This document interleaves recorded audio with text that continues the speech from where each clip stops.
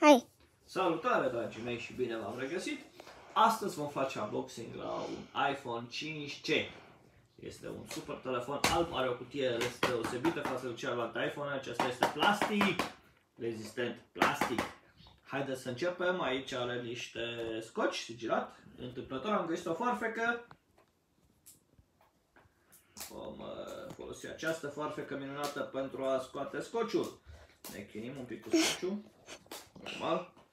Tot timpul trebuie să ne chinuie scociul ăsta. Au apărut niște fenomene paranormale. Aruncăm scociul până pe ceva 5S, ce-o fi aici. Am reușit să scoatem scociul dintr-o parte și l-am scos pe tot. Acum să vedem ce avem în cutie. Un capac, normal. Un telefon, ne ocupăm imediat de telefon. Acesta este telefonul, ne ocupăm imediat de el.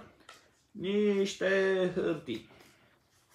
Ca la cărți facem așa, alegeți o carte. Nu, asta nu, asta era unboxing, nu era de cărți. Avem un cablu de încărcare prins cu un elastic roz. Wow, roz, kinky. Un încărcător Apple original și, bineînțeles, clasicele căști Apple. Ăla mai scoatem, sunt clasicele căști. Haideți să trecem la telefon.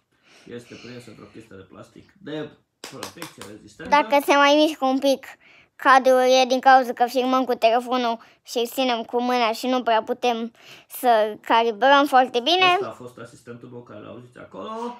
Am scos folia și aici avem un iPhone 5C alb, 8 GB.